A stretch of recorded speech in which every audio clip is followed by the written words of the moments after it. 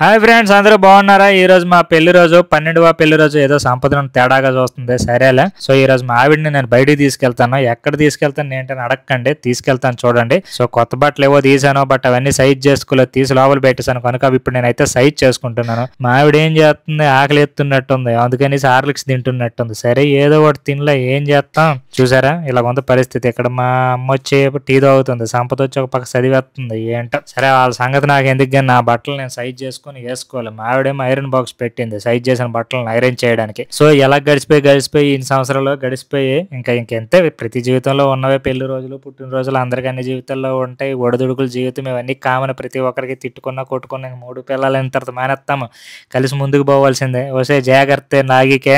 ఏదో బట్టలు అయితే అయిపోయాయి నావి. మా మిస్సెస్ అయితే పాత బట్టలే వేసింది, కొత్త బట్టలు అయితే వేయలేదు. అప్పటికి బట్టలు తీసాను, తీమంతే. చూసారు అదిగోండి, చీర తీసాను, బ్లౌజ్ కూడా కుట్టించుకుంది, అంతా చేసింది. అలాగని ఇప్పుడు వేసింది ఏముందో ఏమీ లేదు. తీయకపోతే తీయలేదని గొడవ పెడతారు, తీస్తే వేసుకోరు. మళ్ళీ ఎందుకు బుర్ర తింటారో నాకైతే అర్థం కావట్లేదు. జాగ్రత్త దాసి అమ్మ, బీరువాళ్ళు జాగ్రత్త దాసి తలుపులేసే. సో మనకు టైం అవుతుంది, పద ఇవన్నీ తర్వాత చూసుకుందాం. సో మేము ఇప్పుడైతే బయలుదేరుతున్నామండి. సో బయలుదేరాలి కాబట్టి ముందైతే బండి మీద వెళ్ళాం కాబట్టి, ఏసీ కారు కూడా పడదు కాబట్టి, స్మెల్ వస్తుంది కాబట్టి ఆటో అయితే బుక్ చేసుకున్నాం. ఆటో బుక్ చేసుకొని అయితే మేమైతే బయలుదేరాం. ఎక్కడ బయలుదేరాం అనుకుంటారు? సుచిత్రకు బయలుదేరాం. ఏదో తిప్పడానికి, తిరగడానికి, ఎంజాయ్ చేయడానికి, షికారికి అయితే కాదండి. మా ఆవిడ కొన్ని టెస్టులు చేయించాలి, కొన్ని స్కానింగ్లు చేయించాలి. అందుకని ఈ స్కానింగ్ సెంటర్కి అయితే తీసుకొచ్చాను. చూసారా, పెళ్లి రోజు అంటే ఎవరైనా ఎక్కడ తిప్పుతారు, సినిమాలకో షికారు, కానీ నేను మాత్రం స్పెషల్గా ఉంటుందని ఈ హాస్పిటల్కి స్కానింగ్లకి తిప్పుతున్నాను.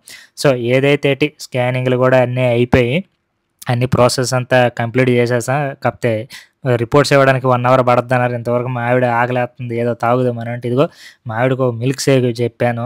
ఏది కావాలా ఏదో అడిగింది, కానీ ఏదో లేదో ఉన్నదేదో తాగేసాము. బట్ నేనేం తాగుతానో నాకు కడుపు నింపుగా ఉంది, అందుకనేసి సింపుల్గా బాగుండాలని ఒక టీ అయితే తీసేసుకున్నాను.